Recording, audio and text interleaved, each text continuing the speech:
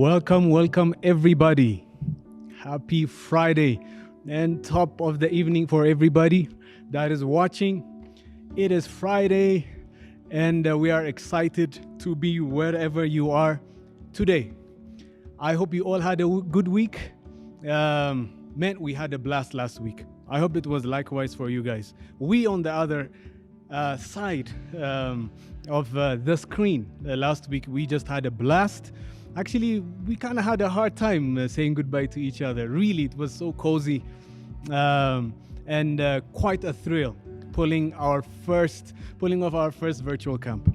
But I hope it's likewise for most of you. From some of you, we've been hearing amazing feedback, and I'm really excited and encouraged to see what God has done. Even parents were actually connecting with us personally, and so I really see it as a breakthrough, guys. And we'll see what God will be cooking in the coming months. But it's something worth pushing for again, before a long delay. But thank you so much, all of you that came on board online and just gave us your time and your attention in making the whole week super fun. So want to say thank you and we love you guys. Today, we will continue on the same spirit and on the same notes, our First Family series.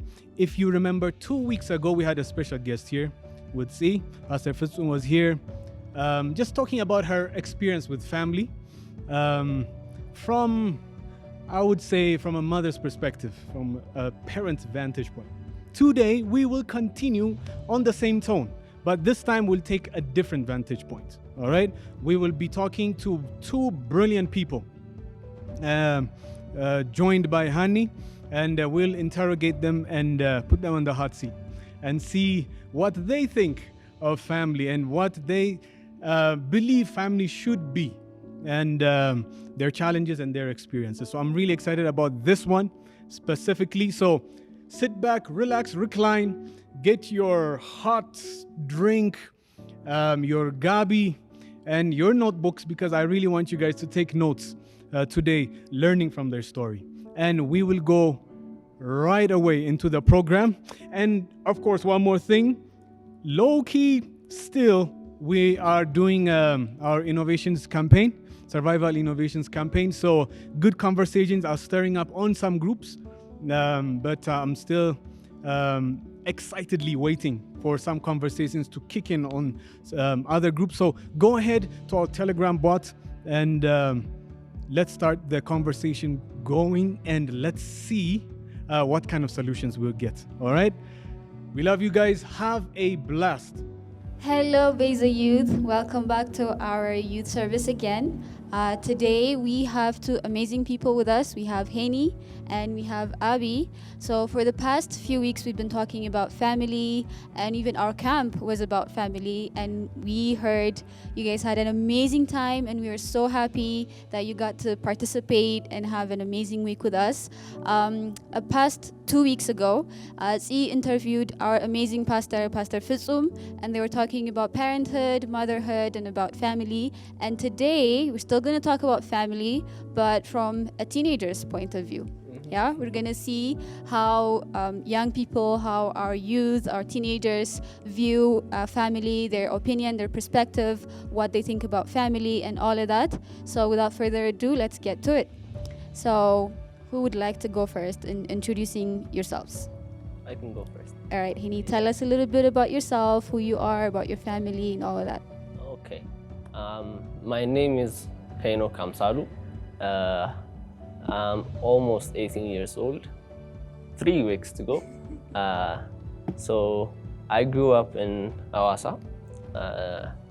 We moved to Addis when I turned 9 years old. So it's been a long time now. But I have one sibling. I have one sister. She is 24 years old. Then my mom and dad. My mom's name is Mintuwab Tasfay and my dad's name is Amsalu Makonnen. So I learn in Deborah School. I'm gonna be 12th grade this year. So yeah, this is Enoch. Great, thank you. Thank you. Abby, your turn. Okay, my name is Abigail Biniam. I was born in Addis Ababa.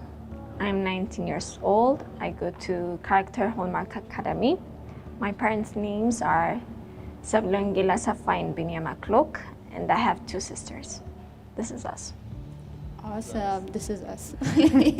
All right. So the first question is, what is family for you? How do you see family? I'm guessing you would want to go first. Yeah. So family is a place where everything starts, starting from our society, our country, continent, it goes and goes and goes. So family is where we all can be ourselves, is where we all can be pure with our family. Is a place where we don't pretend to be like others. We don't try to be perfect in our houses.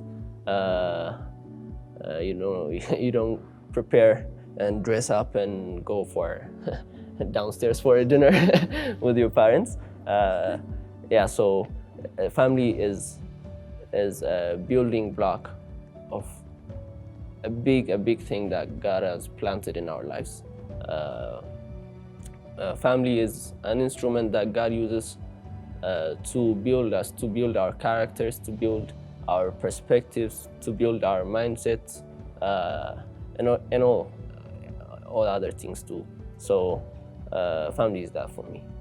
Great. Yeah. I like that you said family is a place where you can be yourselves. Yeah. Because these days it's very hard to be yourselves anywhere. Yeah. Even for some teenagers, it might be difficult to be themselves in front of a family or in front of a family member. Definitely. So that's really, if you think about it, a privilege to be able to be yourself in front of your family. Yeah. Abby? Family is a place where I experience love, encouragement, and security, where I share my thoughts, my ideas, my future with them. So family is a place, God has created a family to be a place where we share our thoughts, our usness, and our creativity, our ideas. This is what I think about family. Great. So the follow-up question is, what have you learned from or about your family so far? So I can almost say that I've learned everything that I've learned now from my parents, because all my life I grew up watching them, seeing what they do, seeing how they handle things, and all that stuff. So I've learned to make family first, to handle family business first after God. So I've learned that my family has taught me that family comes first no matter what. Or at least I understand that family should come first. So another thing that I've learned from my family is I've learned to give a really big place in my heart for God. God comes first in everything, in every situation. We are made to follow His footsteps. My family has taught me that no matter what happens, we always go to God first. So that's what I've learned from my family too. That's amazing. So you said you're about to be 18.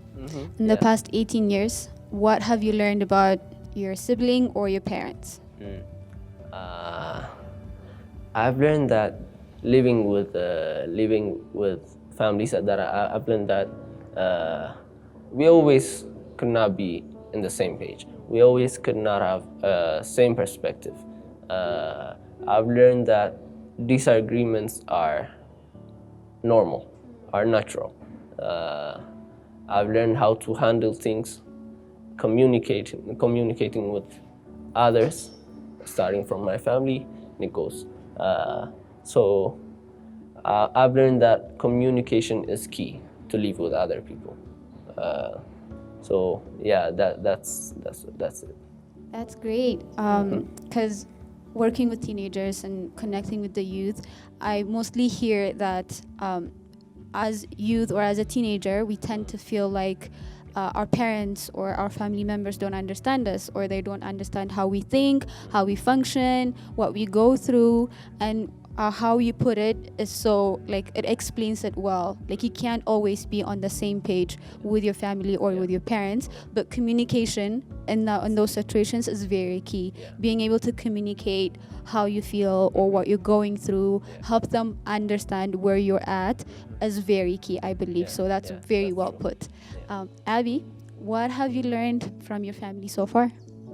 I have learned from my family about love, about kindness, about serving others, and about relating with others, how to communicate with others. So they are more communicative than me, but I've seen and I've learned that communicating brings change in others, people's lives. This is what I've learned. What about your family? Anything new you've learned that surprised you? Living with them for almost 19 years now, what are the new things you keep learning about your family? What I keep learning about my family is their faith. They are strong in their faith. They are hard workers. We have seen in them when you work hard that you can bring a blessing into your house. So by doing your best, by doing in your education goodly and improving in what you do, you can bring change in the world. So I have learned that. Okay. So one more question. Tell me one thing that amazes you when you think about your dad and your mom. Okay. Both of them are the same for me, but more my dad. When he's strong in preaching, he knows what to say, and that amazes me about him. And my mom, she's good at counseling, so I really love that she counsels. She knows how to communicate with people, how to encourage people. So I really like that side of hers.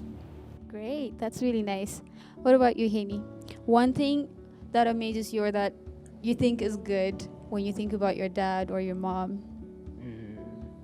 So, one thing that amazes me about my dad is he's always calm. No matter what happens, he's always calm. He's always chilling. Oh, okay, so what happened? So, yeah, I've learned to be calm in different situations. And my mom has taught me to be logical. not always from mom's side, this logical thing, but and emotional at the same time, to handle those same those feelings at a right stage. Yeah.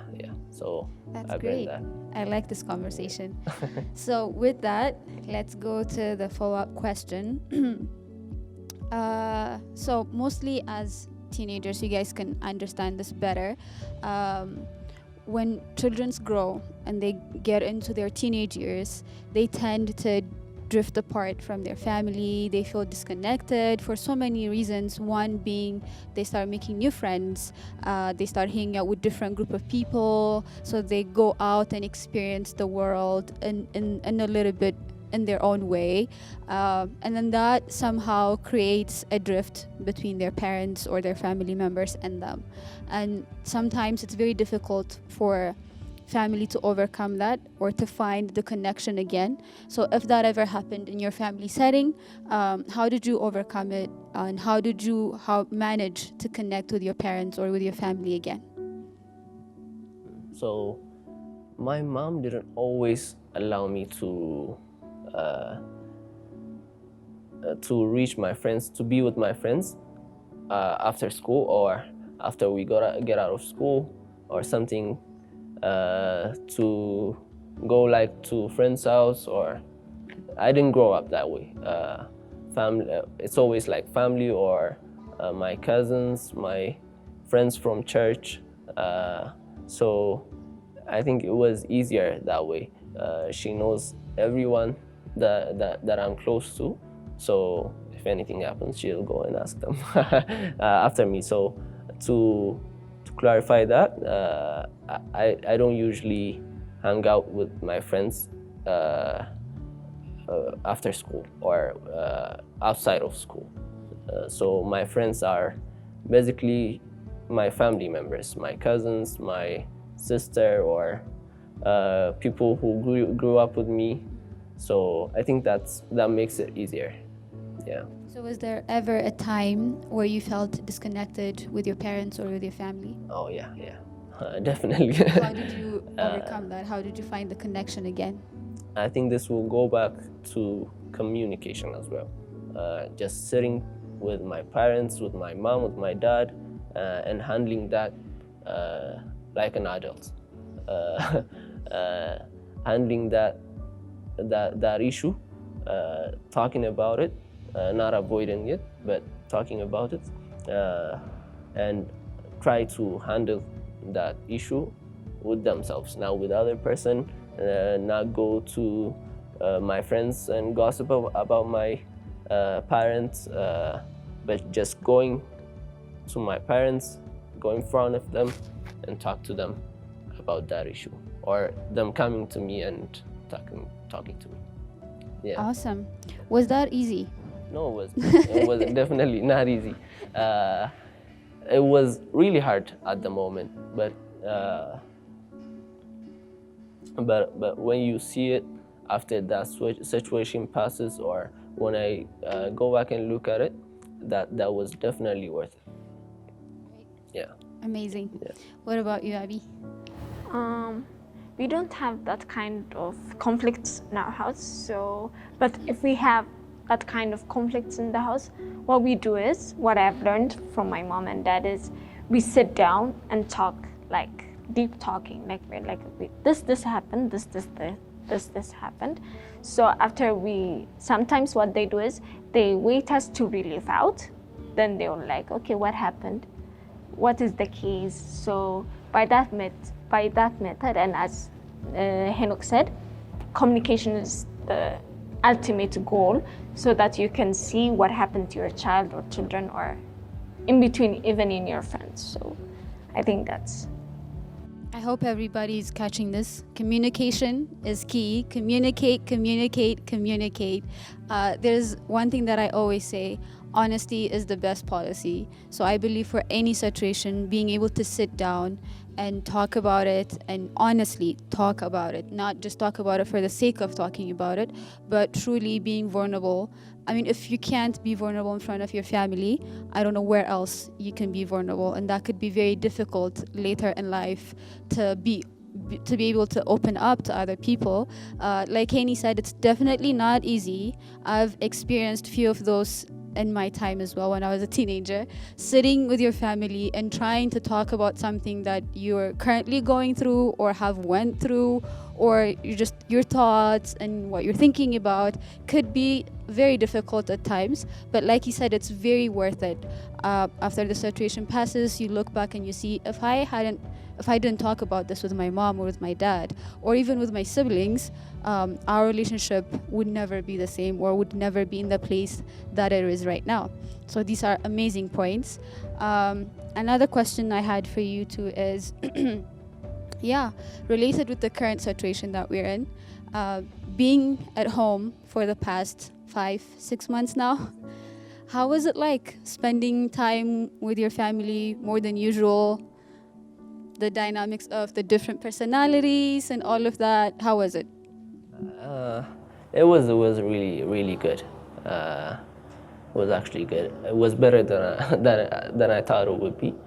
I know my mom's gonna be watching this, so say good things. Yeah, good things. But jokes aside, though, I think God used the time to build our relationships with our family, with ourselves, with each other, my mom, my dad, my sister, and me. God used it to build our relationship really, really strong. God taught us new things. He built a stronger foundation on this time. yeah, not always they're not always home, or they still have work, and they come back. My dad usually, yeah, I think he usually comes back at night. So in the middle he comes for lunch or stuff. So yeah, using that time to stay with them, to pray with them, and to kill time with them. It was really cool. I didn't expect it would be like this. So yeah, I think it was really good. Yeah. Was there a routine that you created as a family, or you developed, or you continued as a family in the season?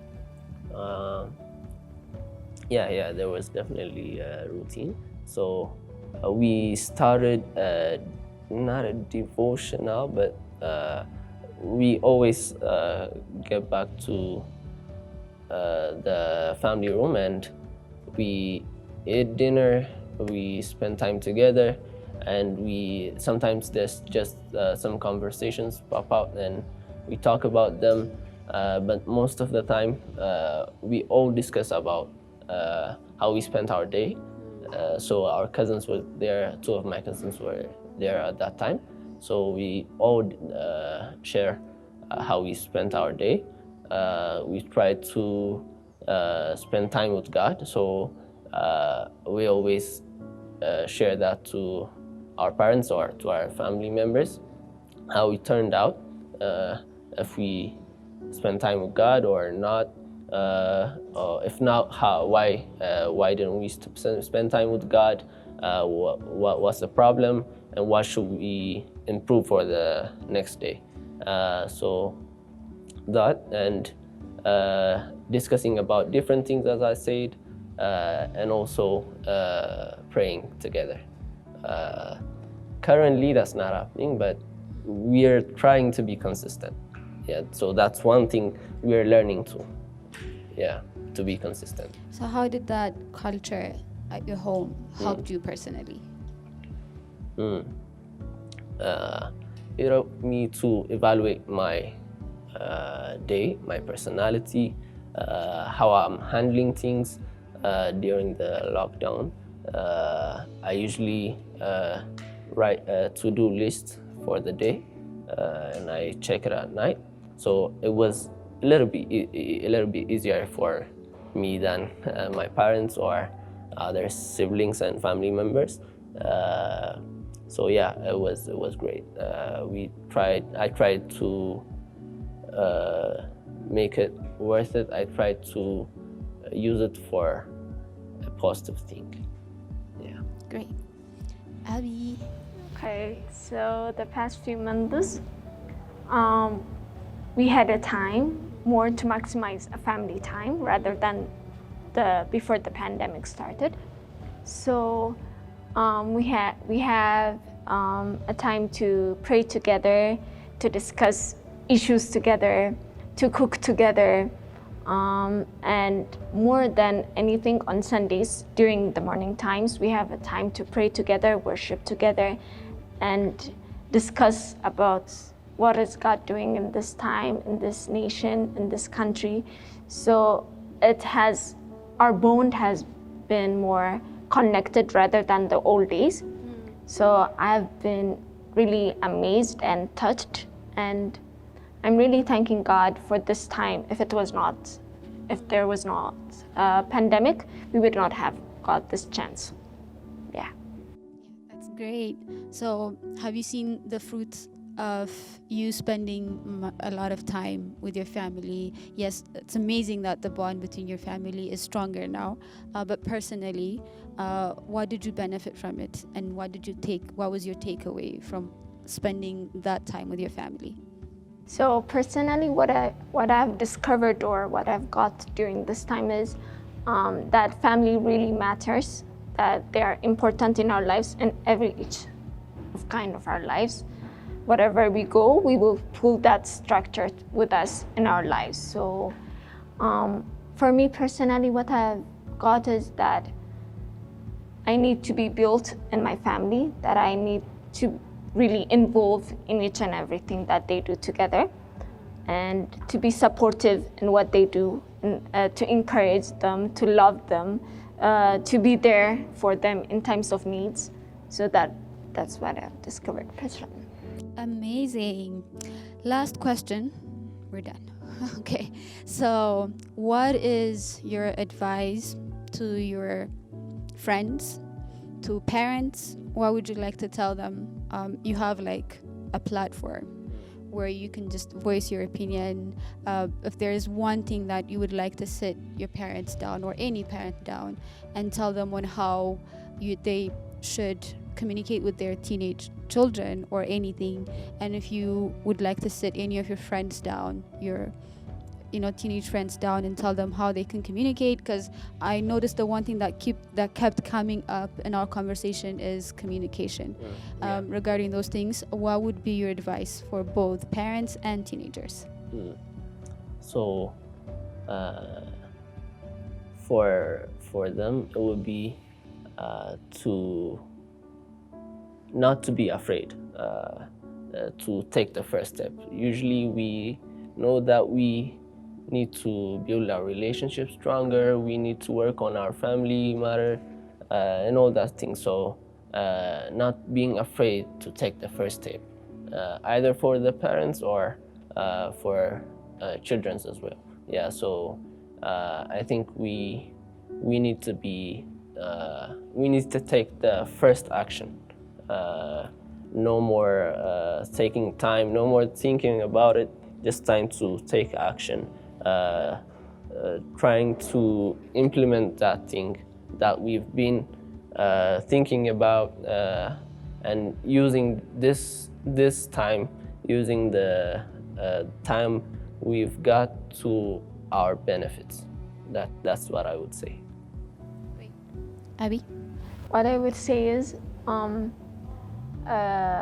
please be involved in whatever your parents do. See their footsteps. Be encouraged in what they say, even though sometimes as children or as teens what we say is, please don't say that to me, don't say that to me again and again, and like, so we need to listen. If we listen, we will see a really different fruit. We will thank them one day after they have gone, or even during their lives. So that's my recommendation. For parents, that one is really hard, but but as parents, let us listen to our children. Let us listen to them. Let us be calm to them. If we are not calm, or if we don't want them, if we don't really make them closer to us, they will be going to their friends, to other people's. So they need a person who really encourages them, loves them, and really be there for them. So for children, for us, that really matters. This has been great. I like the conversation that we had. And to conclude, I think the basic thing we talked about here today is communication. And I'm so glad that kept coming up, because I believe that's the one thing we kept missing in our families these days, is the ability to communicate, and the ability to listen to our parents, like she said, and then our parents wanting to listen to us or sitting down and talking to us. So our ask for today is, what we want to leave you with is that in your family setting, whether you're a parent or a teenager, or a family member, just take a step back and then think about how you can better communicate yourself to your parents, or how you can be a better listener to your kids. That could go a long way. It could really help a family. It could really help the child. It could really help you. It's amazing, because you always learn new thing about the person you even live with all the time, because as humans we change constantly. So we have to be able to keep up, one, with ourselves, and two, the person we're sharing a space with needs to learn to keep up with us as well. So that's what we want to leave you with. I hope you guys had an amazing time. We had an amazing time. I had an amazing time with these two. We will see you next week.